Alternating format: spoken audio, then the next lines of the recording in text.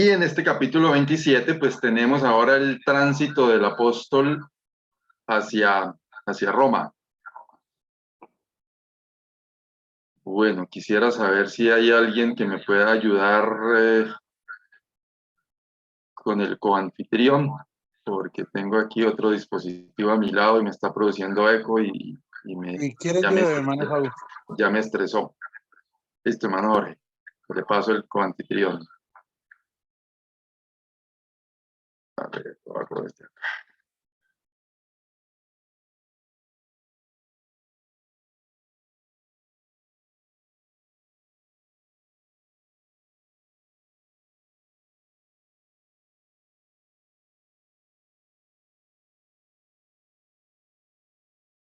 Okay. Listo. Bueno, si puedo. Ya tiene el coanfitrión, ¿cierto, hermano Jorge? Sí, hermano, perfecto. Bueno. Claro, estoy desde el celular, vamos a ver si puedo mirarlo. Listo. Ok. Apagada la voz de mi conciencia, ya aquí en el teléfono que estaba contándome la historia un segundo después. Bueno.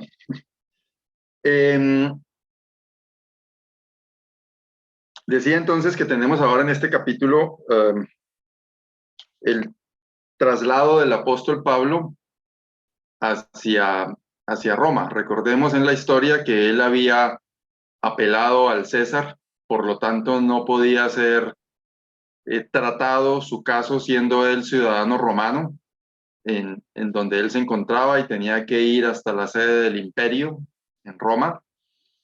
Y pues esto implica particularmente una situación muy especial y es que forma parte del plan de Dios.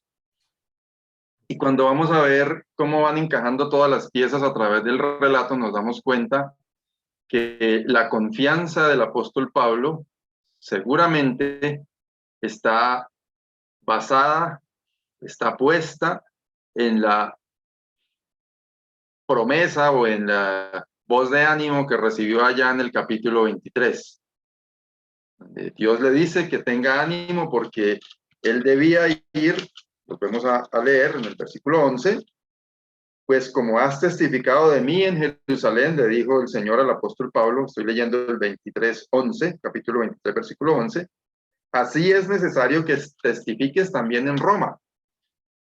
O sea, aquí el Señor no le dijo explícitamente, es que usted el día tal va a ir a Roma y yo lo voy a llevar de tal o cual manera, voy a hacer esto y esto y esto específicamente, sino sencillamente Dios le dijo, así como ha testificado aquí en Jerusalén, quiero que lo haga en Roma. Y para eso, y para el apóstol Pablo, perdón, eso era pues una razón suficiente para él estar confiado en que eso que Dios le había dicho se iba a cumplir.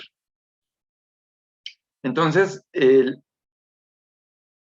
capítulo 27 también, como por título, vamos a basarlo en una expresión que vamos a encontrar más adelante en el capítulo 27, y es, yo confío en Dios.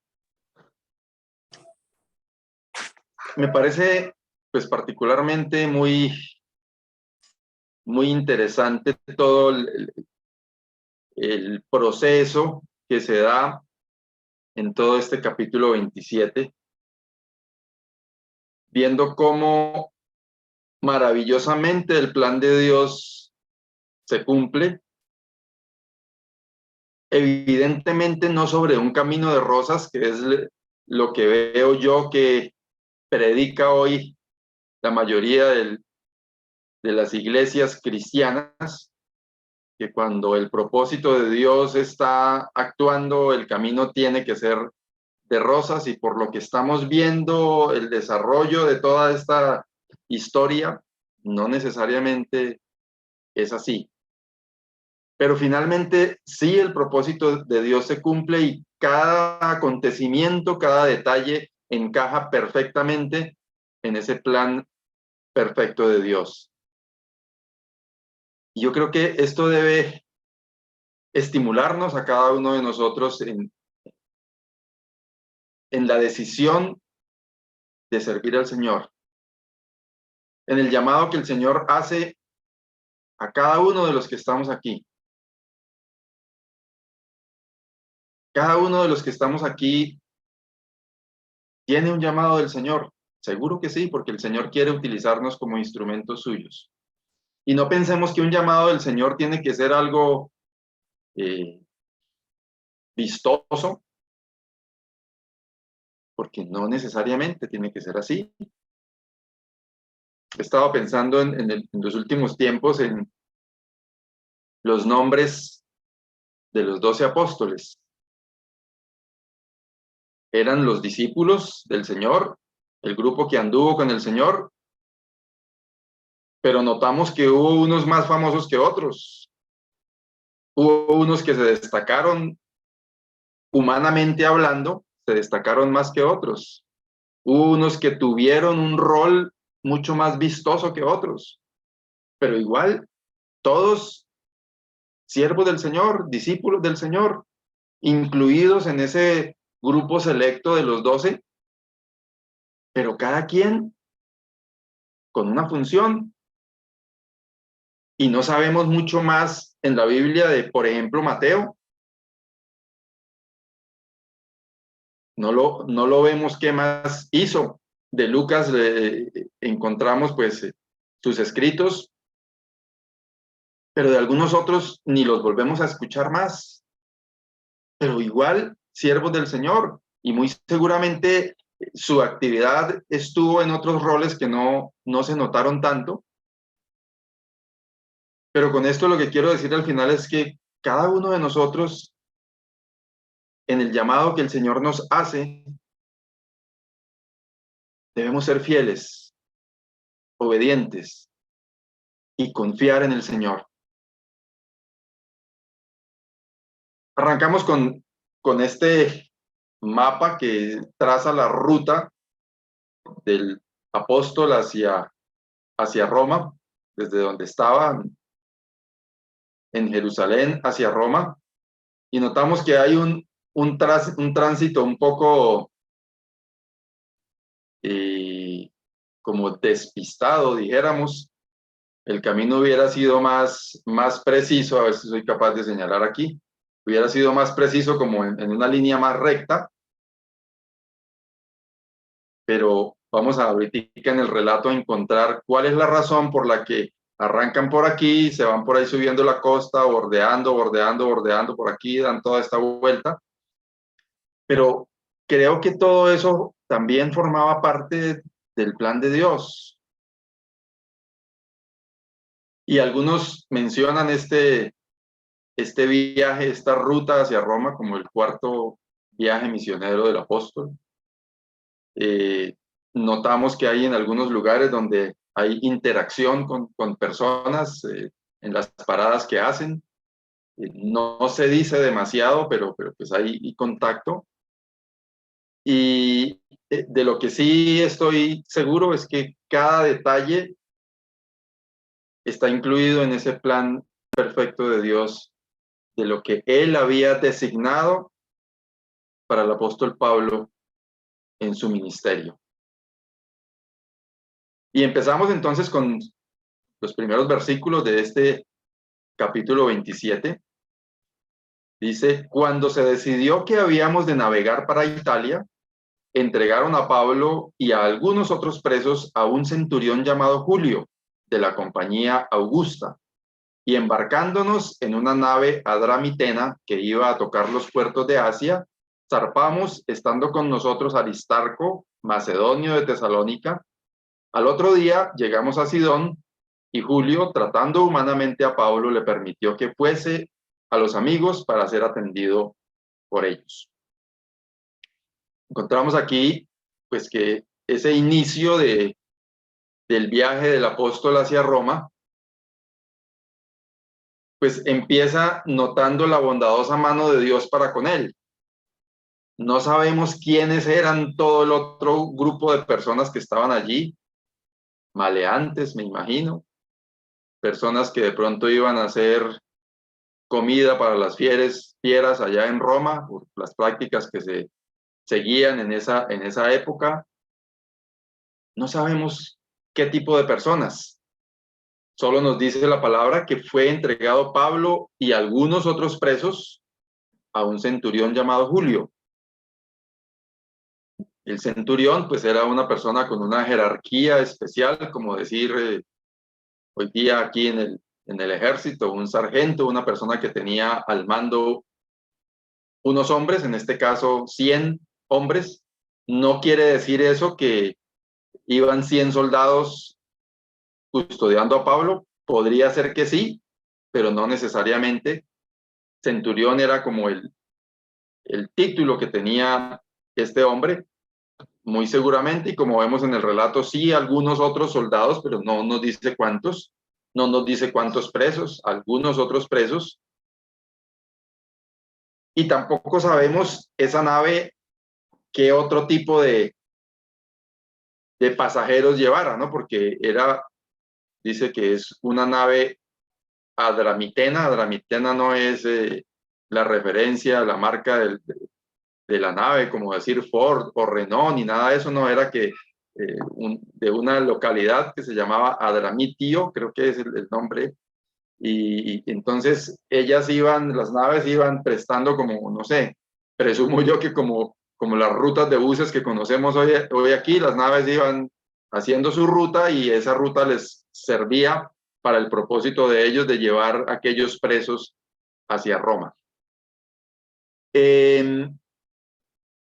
Vamos a ver también más adelante que era un tiempo de bastante dificultad para la navegación marítima por los vientos que había, y pues las naves preferían hacerlo bordeando la costa para evitar estar mucho tiempo en alta mar y de pronto naufragar y poner en riesgo la vida de los tripulantes.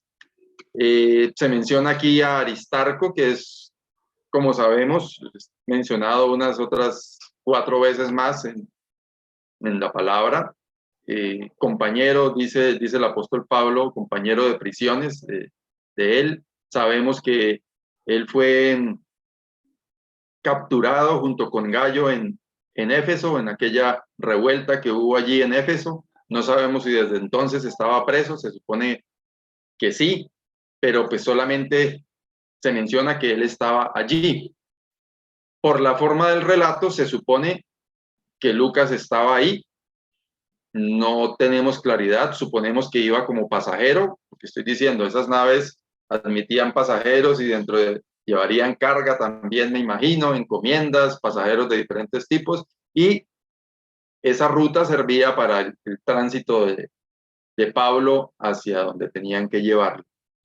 Pero notamos que al llegar a ese primer puerto allí en Sidón, queda sobre la costa del Mediterráneo, un puerto muy importante. Los dos puertos, Tiro y Sidón, que quedaban allí cerquita, son muy mencionados en varias partes de la palabra de Dios.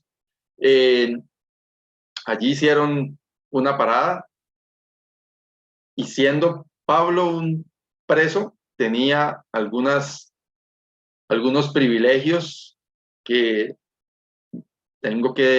o quiero decirlo así específicamente, eh, es la mano bondadosa de Dios para con su siervo, tratándole de una manera especial y usando personas para que ese trato para con él fuera especial. Recordamos unos relatos más atrás, una historia más atrás, cuando el tribuno tuvo en varias oportunidades trato especial con el apóstol, protegiéndolo, cuidándolo, y mucho más cuando supo que él era ciudadano romano, y ahora es entregado a una persona, también al parecer siendo soldado romano, bondadoso, porque pues, sabiendo que es un preso, decide darle un buen trato, como dice ahí la escritura, tratando humanamente a Pablo, le permitió que fuese a los amigos para ser atendido por ellos.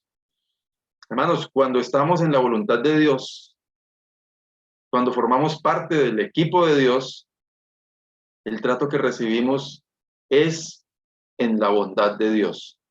Y yo no estoy hablando aquí de abundancia, ¿no? De que si llegamos a donde el gerente del banco nos va a decir cuánta plata necesita, cuántos créditos requiere, puede formar parte de eso, pero es que normalmente encasillamos la bondad de Dios solamente con beneficios económicos, materiales. Pero este hecho de él poder hablar con los amigos cuando hemos visto que era un deseo permanente del apóstol Pablo de confirmar las asambleas, de visitarles, de animarles, de hablar con ellos, de estar muy pendientes de los hermanos que él había estado discipulando, pues para él fue un trato bondadoso y fue un privilegio especial, y yo me imagino que él debería sentirse de esa manera y bendecido de manera muy especial al saber que estaba recibiendo ese trato. Versículo 4. Y haciéndonos a la vela desde allí navegamos a Sotavento de Chipre, porque los vientos eran contrarios. Habiendo atravesado el mar frente a Cilicia y Panfilia, arribamos a Mira, ciudad de Licia, y hallando allí el centurión, una nave de Alejandría que zarpaba para Italia, nos embarcó en ella. Hay quienes dicen que este capítulo 27 está clasificado en los escritos antiguos como una obra maestra en cuanto a la descripción de un viaje marítimo por todos los términos y los detalles y las cosas tan especiales que inclusive a nosotros hoy día nos cuesta, los que no sabemos obviamente de esos términos y temas de navegación, nos cuesta trabajo entenderlos. Les confieso que estuve por ahí mirando algunos de esos términos y viendo videos, por ejemplo, eso que dice ahí de a Sotavento de Chipre, viendo una explicación con un video, y les cuento que le gasté media hora y no entendí. sé que Sotavento y Barlovento son dos términos usados en navegación. El uno es a favor del viento y el otro es en contra del viento. Pero encontré por ahí un muchacho explicando que cuando el viento le da en la proa y que la popa y que cuando un barco está al lado del otro y que Sotavento, bueno, en todo caso no entendí muy bien, solo entiendo en el relato lo que quiere decir que es que Chipre estaba en el sentido contrario a donde estaba pegándole el viento a la nave. Y notamos que ellos, como vimos en el primer mapa, que ellos se fueron bordeando la costa por acá, y aquí está Chipre, ¿sí? Entonces, parece ser, por lo que estuve mirando también, que en esa época del año donde se dio el viaje, hay vientos fuertes viniendo del norte. El norte es la parte de arriba del mapa, dicen del noroeste, o sea, vientos como en el sentido hacia donde estaba viajando la nave, y más adelante vamos a encontrar que se menciona así. Entonces, muy seguramente porque lo vemos también en otros viajes que hizo el apóstol, la ruta más directa era ir a Chipre, aunque también creo que la razón por la que dieron esa vuelta era porque por ahí iba la nave en la que ellos se embarcaron, ¿sí? Que llegó hasta, ¿cuál fue el puerto que dijeron? Hasta mí,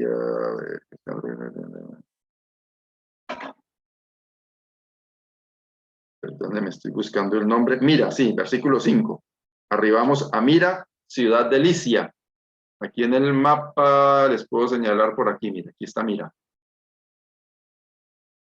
Y en ese sitio, después se adelantan un poco más y encuentran una nave que venía de Alejandría, del norte africano, y esa nave iba para Roma. Entonces en esa nave los embarcaron. Seguimos. Listo. Versículos 7 y 8. Navegando muchos días despacio y llegando a duras penas frente a Gnido, porque nos impedía el viento, navegamos a Sotavento de Creta frente a Salmón, y costeándola con dificultad llegamos a un lugar que llaman Buenos Puertos, que parece ser que no eran tan buenos puertos en aquellos días porque había mucho viento y había mucha complicación para navegar, cerca del cual estaba la ciudad de Lasea. aquí estamos notando que hay un tránsito donde las cosas empiezan a complicarse, donde las cosas empiezan a empeorar, donde hay situaciones complicadas, y esto me puso a mí a pensar un poco en la vida nuestra. Nosotros tenemos momentos en los que vemos el panorama quizás complicado. De cualquier manera, de pronto estamos en un proyecto, en algo, en el servicio al Señor, y vemos que las cosas como que no funcionan de la manera que quisiéramos que funcionen, pero seguimos adelante y vamos viendo que las cosas se van complicando, y muchas veces creemos que esos son señales para decir no más, pero otras veces también tenemos que confiar en el Señor, como vamos a ver, digamos, la actitud del apóstol Pablo más adelante. Vamos viendo que aquí, cada que van avanzando en el camino, el apóstol sabía que él tenía que llegar a Roma, no porque él quisiera llegar a Roma, sino porque el Señor le había dicho que así lo haría. Y aunque vamos a ver más adelante que él recomienda tener prudencia en el camino, pero igual su confianza está puesta en el Señor. Hemos encontrado aquí que vienen pasando algunas situaciones complicadas en la navegación. Van navegando despacio, por el mucho viento, por la situación complicada que hay de navegación, dando vueltas que en otras circunstancias no tendrían que haber dado, pero están ahora en otra isla y en un lugar que se llama Buenos Puertos. Dice el versículo 9, y habiendo pasado mucho tiempo y siendo ya peligrosa la navegación, por haber pasado ya el ayuno. Esta expresión de haber pasado ya el ayuno se refiere a la fiesta de la expiación, lo cual hace suponer que más o menos la época de la que estamos hablando es por ahí septiembre, inicio, cercanías al inicio del invierno, y al parecer época complicada por las condiciones climáticas.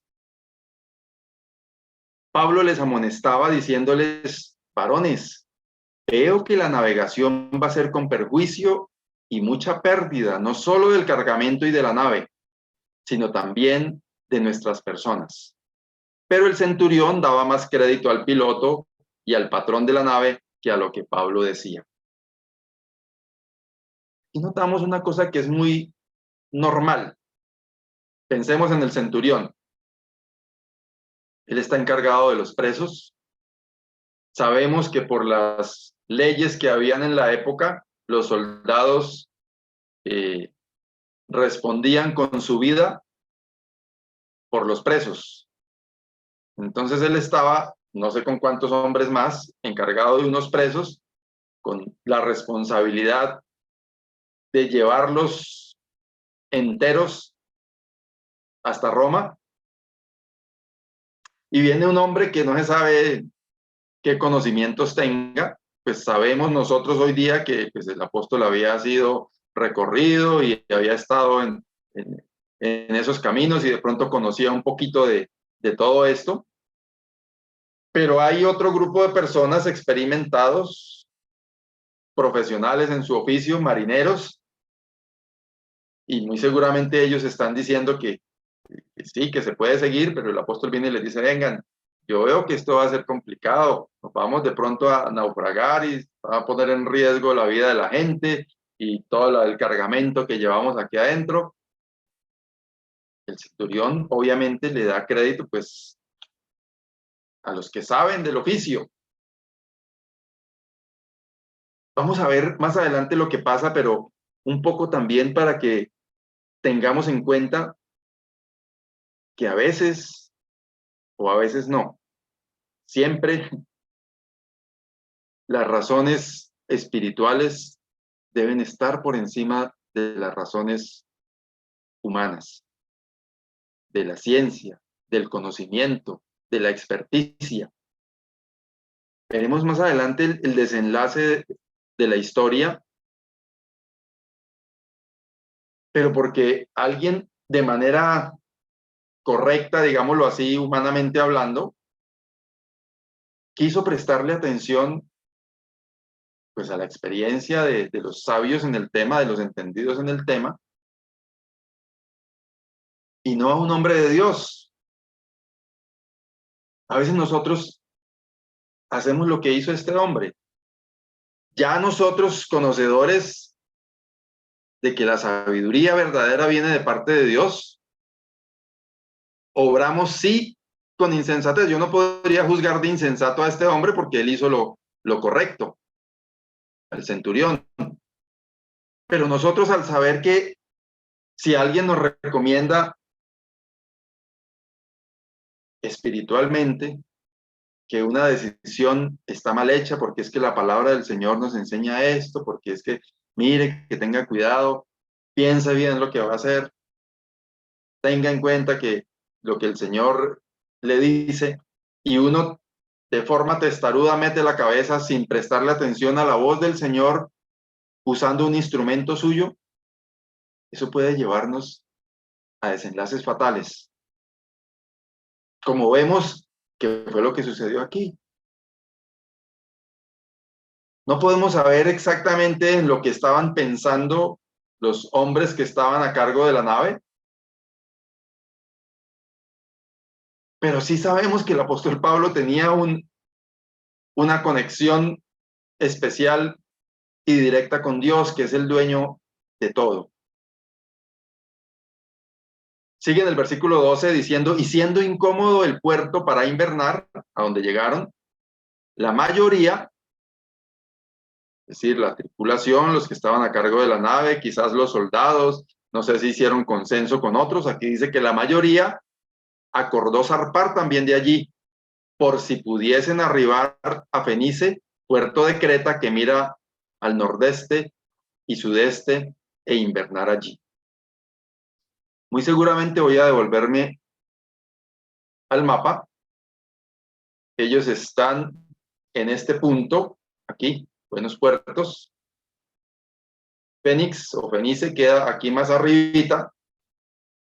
Yo presumo que ellos querían seguir bordeando por aquí, a ver, bueno, por aquí la costa, pero vamos a ver ahorita en el relato que ellos llegan en este sitio y un huracán, un viento fuerte empieza a desviarlos y mire, los manda a donde ellos no querían llegar, a estar en alta mar y como vamos a ver más adelante, a la deriva. Una mala decisión. Vieron que ese sitio, no sé si no era lo suficientemente confortable.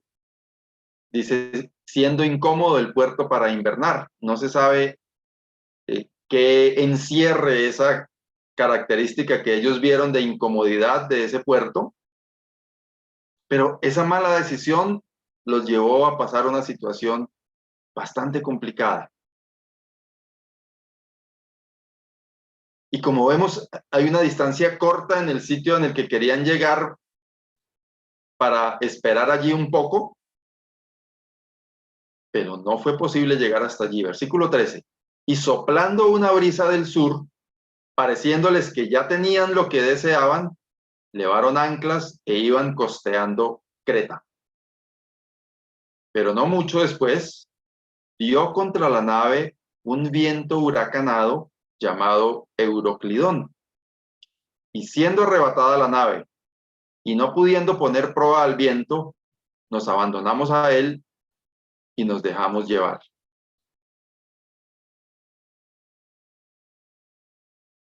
¿Qué es lo que está diciendo? Un poco lo que les estaba mostrando ahorita. Ellos querían bordear la costa, querían llegar hacia ese punto en la isla de Creta, pero llega un momento en que la situación se sale de control. Esa expresión, y siendo arrebatada la nave, lo que quiere decir es eso, había tanto descontrol de navegación en aquella nave, cuando dicen nos abandonamos a él, quiere decir que ellos bajan velas y se dejan llevar porque no hay condiciones de navegación y se pone en riesgo que, como decimos coloquialmente, que dé bote la nave y acabar con todo.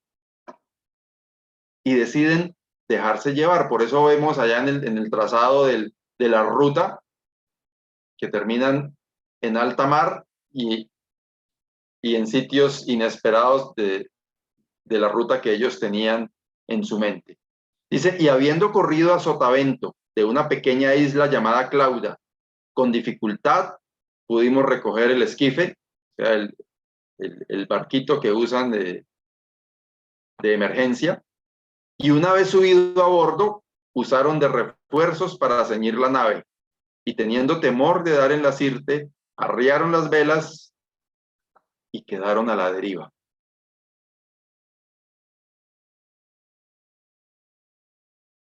Yo creo que nosotros, si vemos esa nave y ese camino y esa ruta como algún proyecto de nuestra vida, como alguna cosa que hemos querido hacer, como algún desafío que hemos emprendido y que vemos que las cosas se empiezan a complicar y que vemos que el viento empieza a pegarle duro a la nave y vemos que las cosas empiezan a poner cada vez más complicadas.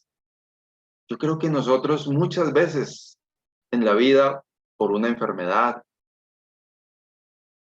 por una frustración,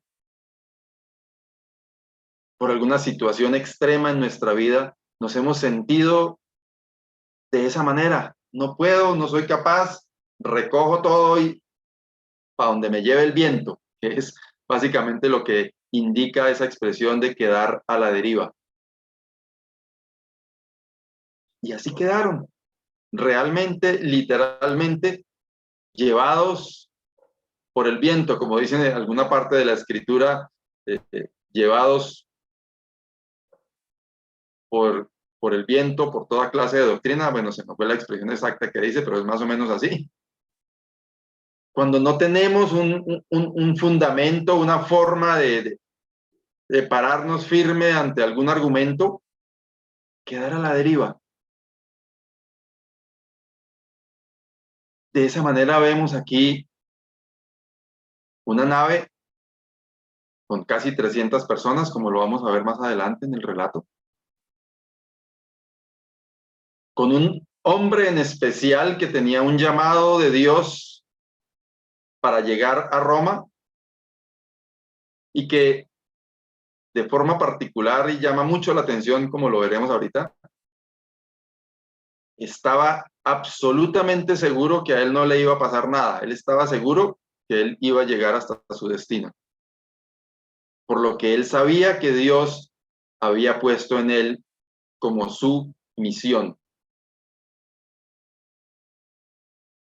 Versículo 18, pero siendo combatidos por una furiosa tempestad, al siguiente día empezaron a alijar y al tercer día con nuestras propias manos arrejamos los aparejos de la nave y no apareciendo ni sol ni estrellas por muchos días y acosados por una tempestad no pequeña, ya habíamos perdido toda esperanza de salvarnos. No solamente estaban a la deriva, ese término de empezar a alijar, pues tiene que ver con hacer más ligera la nave, con botar cosas para que el peso de pronto no ocasionara una catástrofe peor. Y ellos mismos empezaron a buscar la manera de poner la nave en una condición en la que primara la vida de las personas por encima de la carga que llevaban y por encima de todo lo demás. Qué terrible momento difícil en alta mar,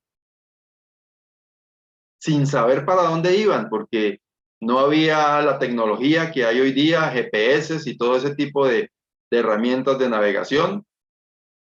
Eran solamente los astros, pero vemos que en medio de una tormenta dice que no apareció el sol ni las estrellas por muchos días. O sea, era oscuridad en alta mar, tormenta permanente, por muchos días, no nos dice cuántos, pero no tenían forma de decir, mira, ya salió el sol, entonces el oriente está por allá, el occidente está por aquí, miremos cómo vamos orientándonos. Ellos no sabían ni dónde estaban, ni para dónde iban, ni si se iban a salvar, y tenían, como dice aquí, habían perdido toda esperanza. Obviamente que aquí el que está hablando es el escritor, Lucas, porque vamos a ver más adelante que el apóstol Pablo no tiene esa misma idea en su cabeza. Pero las condiciones naturales y reales de la nave estaban así, con todas las esperanzas perdidas. ¿Nos hemos visto alguna vez en un momento de nuestra vida en esas circunstancias? Con un proyecto totalmente fracasado, con alguna ilusión de nuestra vida totalmente por el piso, con algo que queremos hacer para el Señor, pero que vemos que no progresa y que está todo en cero y sin posibilidad de que se cumpla. Versículo 21. Entonces Pablo, como hacía ya mucho que no comíamos, puesto en pie en medio de ellos, dijo: habría sido, por cierto, habría sido, por cierto, conveniente, oh varones, haberme oído y no zarpar de Creta tan solo para recibir este perjuicio y pérdida. De todas formas, echó ahí su pullita de que yo se los dije, pero ahora os exhorto a tener buen ánimo, pues no habrá ninguna pérdida de vida entre vosotros, sino solamente de la nave. Imaginémonos, hermanos, ese momento. Varios días sin ver el sol, ni luna ni estrellas, solo agua torrencial, aguacero permanente y mucho viento y situaciones adversas. Y viéndose en peligro de morir en alta mar. Y aparece un personaje a decirles: vengan. Yo les dije, pero venga, anímense, levanten el ánimo que no va a pasar nada, se va a perder la nave, pero ninguno de nosotros se va a morir. ¿Qué hubieran hecho ustedes? ¿Qué hubiéramos hecho nosotros? Loco, cállese usted más bien y vaya, mire, busque dónde protegerse, que aquí nos vamos a morir todos, ¿cierto? Porque en un momento tan complicado, creerle a una persona así de buena a primera, no, venga, anímense, que eso, tranquilos, que aquí no va a pasar nada.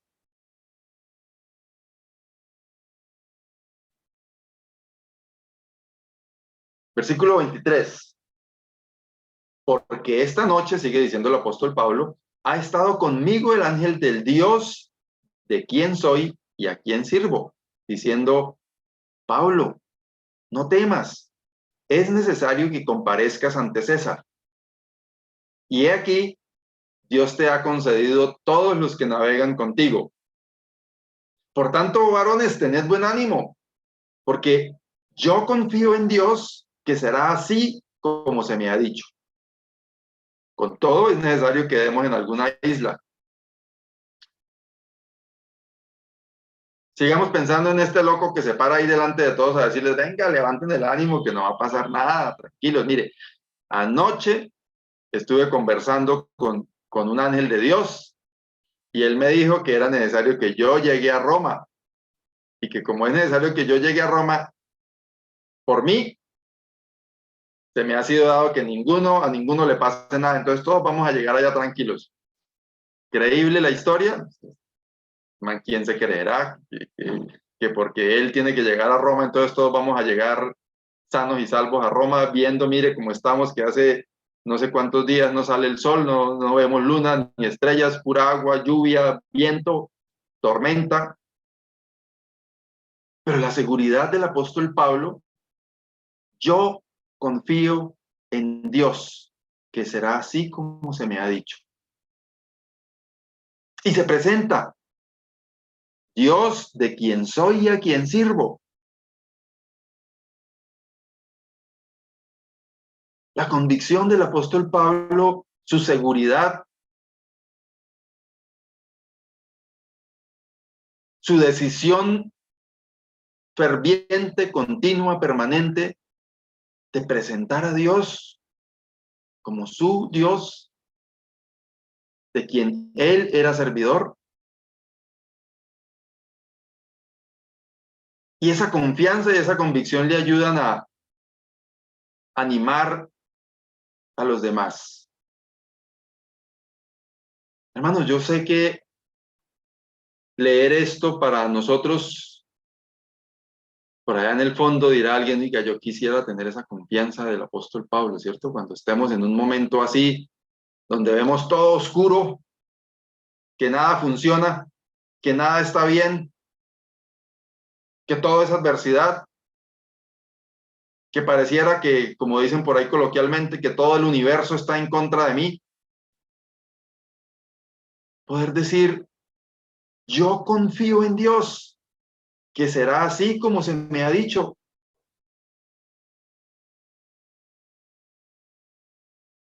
Y es que la palabra nos enseña que a nosotros nos han sido dadas preciosas y grandísimas promesas. Y que tenemos una cantidad de verdades a nuestro alrededor que nos deben reconfortar y animar permanentemente, sabiendo que no somos ciudadanos de acá, sino que somos ciudadanos de los cielos. Y tenemos cantidades de cosas por cumplir en el servicio al Señor. Y que el Señor nos ha dicho que estará con nosotros todos los días, hasta el fin del mundo, quiere decir, sin límite de geografía, donde estemos, el Señor está con nosotros, obviamente en obediencia a Él.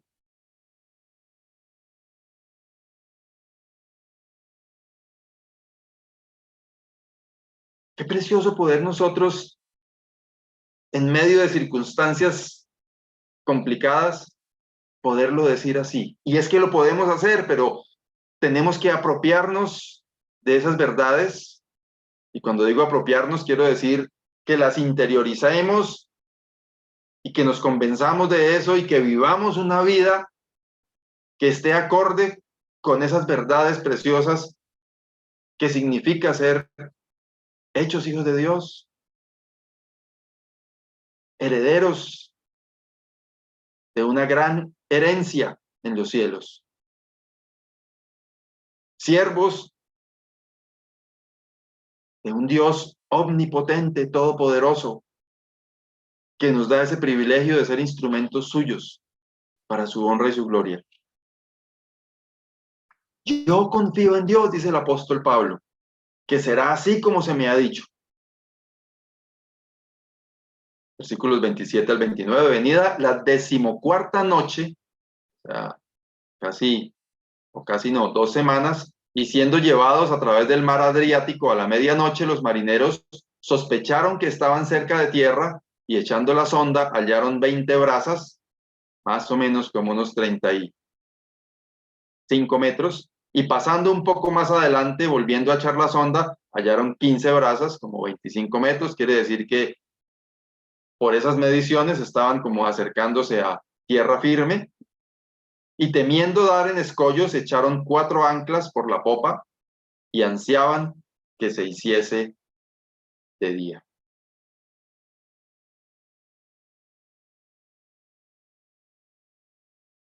Versículos 30 al 32. Entonces los marineros procuraron huir de la nave y echando el esquife al mar, aparentaban como que querían largar las anclas de proa. Pero Pablo dijo al centurión y a los soldados, si estos no permanecen en la nave, vosotros no podéis salvaros. Entonces los soldados cortaron las amarras del esquife y lo dejaron perderse. ¿Qué tal esos marineros responsables? Vieron que la cosa estaba como compleja y dijeron, no, hagámonos los locos, digamos que es que vamos a anclar la nave y bajemos aquí el barco de emergencia y vayámonos de acá. Y me pareció como un detalle importante de resaltar que el apóstol Pablo, con todo y su confianza en Dios, estaba ahí pendiente de lo que estaba pasando. O sea, él no estaba ya echado en una hamaca esperando a ver qué iba a pasar. Estaba muy pendiente de lo que estaba sucediendo, de lo que estaban haciendo los marineros. No sé si de pronto él sabía y estaba también ayudando, aconsejando, no sé si estaba animando a otros, muy activo. Y en medio de su actividad se da cuenta de que un movimiento extraño como estos que irán a hacer. Y cuando ve que lo que están planeando es escaparse, le dice el centurión, mire, ellos se van a volar, ellos son los marineros y son los que pueden ayudarnos en lo que todavía aún falta.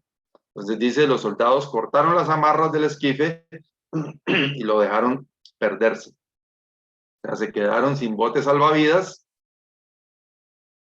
aunque estaban ya aproximándose al parecer a tierra firme, pero por lo menos dejaron a los que sabían, los dejaron dentro de la nave.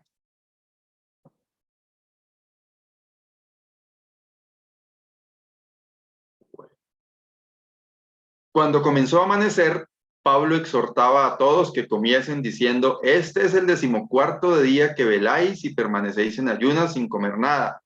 Por tanto, os ruego que comáis por vuestra salud, pues ni aún un cabello de la cabeza de ninguno de vosotros perecerá. Y habiendo dicho esto, tomó el pan y dio gracias a Dios en presencia de todos, y partiéndolo, comenzó a comer.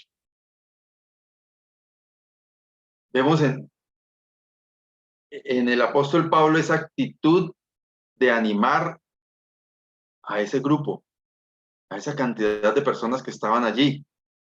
No sabemos de dónde salió la cantidad de pan, porque con 5,000 pesos de pan no alcanzaba para casi 300 personas. Entonces no se sabe si era que tenían encaletado pan, si llevaban un encargo de pan para Roma y les tocó echarle mano al encargo de pan, si ahí en medio de la nave se podía hacer pan, no sé cómo, pero hubo pan y el apóstol Pablo lo tomó, dio gracias y él mismo comenzó a comer y dice en los versículos que siguen, entonces todos, teniendo ya mejor ánimo, comieron también. Y éramos todas las personas en la nave, 276. Y ya satisfechos, aligeraron la nave, echando el trigo al mar.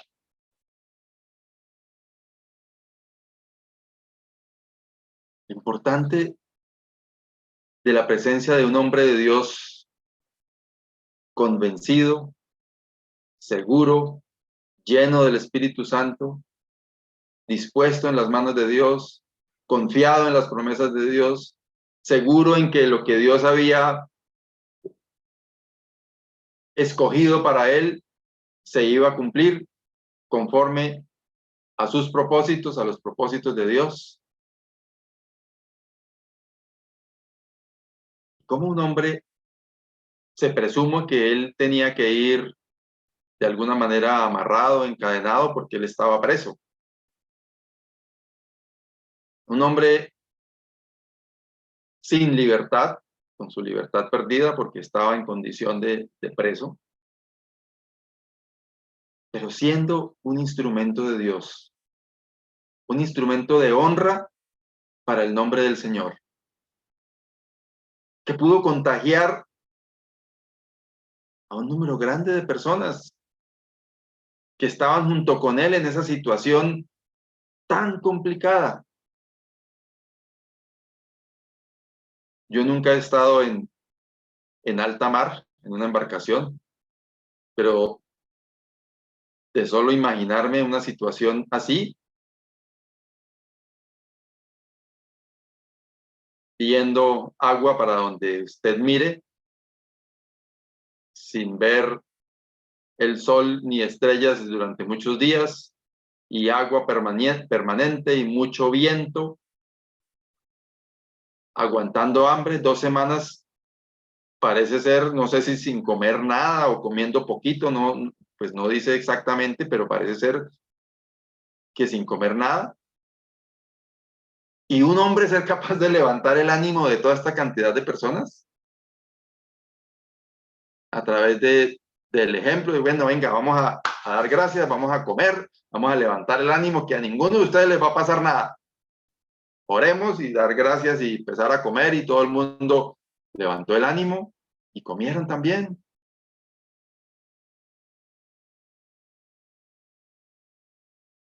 Qué bueno nosotros poder ser de buena influencia para otros. Muchas veces vemos creyentes pegados de la misma, hasta maldiciendo en circunstancias adversas, hasta renegando, hasta siendo peores inclusive que los inconversos, diciendo cosas, pero es que yo sí sabía, pero es que esta vaina, yo les dije que esta porquería de cosas no iba a llegar a ninguna parte, yo les dije que esto así, no, que... Y notamos que el apóstol Pablo está aquí en una actitud de ayudar a levantar el ánimo de los demás, estando en una condición que para cualquiera de nosotros sería frustrante, preso, inocente, y con la tensión de saber que iba a ser presentado allá ante el César, aunque sabía que era el propósito de Dios, pero de cualquier manera saber qué iba a pasar con él. Y él estuvo siempre dispuesto en las manos de Dios a dejarse usar. Versículos 39 a 41. Cuando se hizo de día, no reconocían la tierra, pero veían una ensenada que tenía playa, en la cual acordaron varar si pudiese la nave. Cortando pues las anclas, las dejaron en el mar, largando también las amarras del timón, e izada al viento la vela de proa, enfilaron hacia la playa. Pero dando en un lugar de 2 aguas, hicieron encallar la nave, y la proa, hincada, quedó inmóvil, y la popa se abría con la violencia del mar. Todo eso conjunto de palabras extrañas lo que quiere decir es que el barco llegó a un punto donde pegó y se partió, básicamente. Seguimos. 42 al 44. Entonces los soldados acordaron matar a los presos para que ninguno se fugase nadando. Estaban ya a punto de estar en tierra firme, y todos creyendo que se salvarían, y los soldados diciendo, se nos escapan todos estos, y ¿sabe qué pasa? Nos matan a nosotros porque nos toca pagar con la vida por todos estos presos. Entonces mejor, como decimos coloquialmente, démosle materile, y así llegamos con los cuerpos y decimos, mire, aquí están los presos, no tiene derecho a matarme porque mire, ahí están, se iban a volar y tocó ajusticiarlos. Pero volvemos a ver la mano de Dios usando a una persona que no tiene nada que ver, como hemos visto en los estudios de los últimos tiempos, por allá en los estudios de Esdras y en los estudios aquí del libro de los Hechos, que Dios utiliza instrumentos en favor de su pueblo sin necesidad de que ese instrumento esté alineado espiritualmente. Dios puede usar cualquier cosa en favor nuestro. El centurión dice, queriendo salvar a Pablo, les impidió este intento. Él era el que estaba al mando de los soldados porque él tenía su autoridad.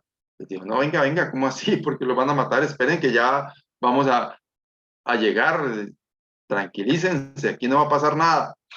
Dice que les impidió este intento y mandó que los que pudiesen nadar se echasen los primeros y saliesen a tierra.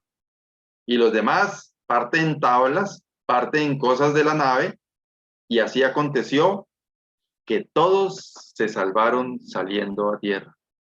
Vamos a ver en el capítulo 28 algunas de las razones por las que todas estas cosas pasaron,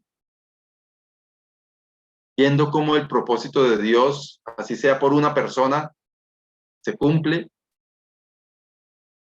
viendo cómo el Señor alinea todas las cosas para que su voluntad sea hecha.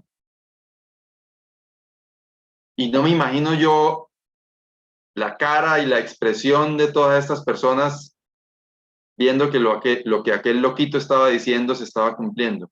La nave se partió, quedó en pedazos de tabla que muchos utilizaron como balsas para poder llegar a la orilla. Pero dice aquí la palabra del Señor que todos se salvaron saliendo a tierra.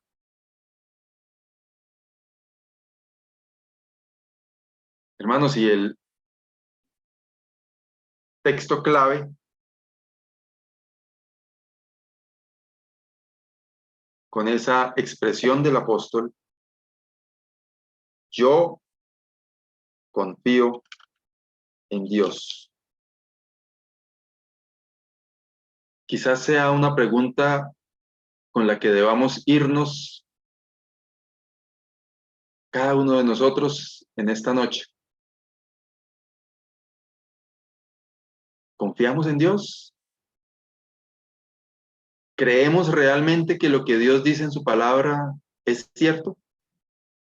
¿Tenemos esa seguridad que el apóstol tenía, que lo que Dios le dijo a él se iba a cumplir de la manera en que Dios se lo dijo a él? No para que ahora entonces nos pongamos a inventar cosas y esta noche a soñarnos con alguna cosa y a decir que no, que es que ahora vamos a tener 50 capillas en el área metropolitana de Bucaramanga y vamos a hacer, y entonces no eso, de las promesas que están en la Escritura, ¿le estamos creyendo a Dios?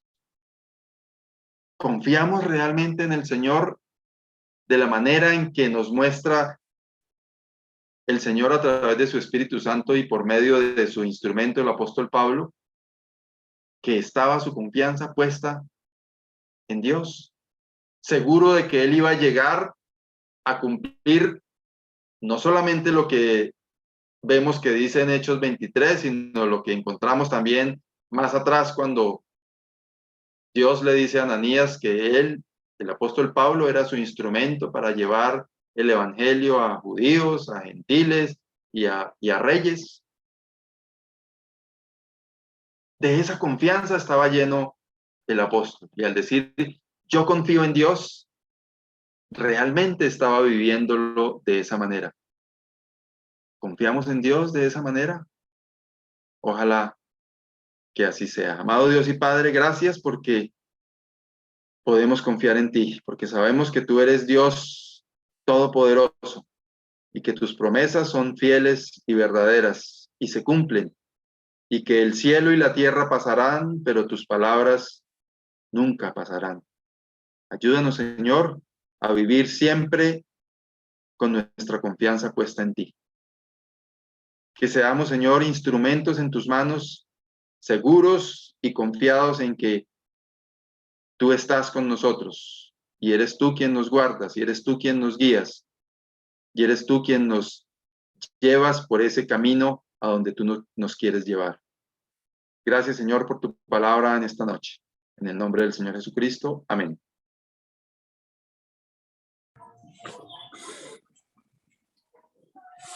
Muchas gracias, hermano Saúl. Gracias al Señor, hermanos. Gracias a todos. Buenas noches, muchas gracias por la enseñanza, hermano. Buenas noches para todos. Bueno, hermanos, buenas noches, muchas gracias. Chao, hermano. Gracias, hermano Jorge. Dios los bendiga. Gracias. Dios les bendiga, hermanos. Chao, hermanos. Bendiga, Buenas hermano. noches. Hermano Andrés, hermana Ana, buena noche. Buenas noches. Buenas noches. Buenas noches. Dios bendiga, mis hermanos. Saludos de María Lucía. ¿Qué pasó? Hola, María Lucía. Saludos. Chao, María Lucía. Buenas noches. Hola, María Lucía. Presente. Ay, hermano ¿Cuándo le va a Eduardo. enseñar a Laura María a despedirse, María Lucía? ¿Y cuándo le enseñan a su hermana a despedirse? Cuando tenga 4 años. ¿Cuando tenga 4 años? No, cuando tenga 2 ya puede. Voy a hablar a los dos. De 4 años tan linda.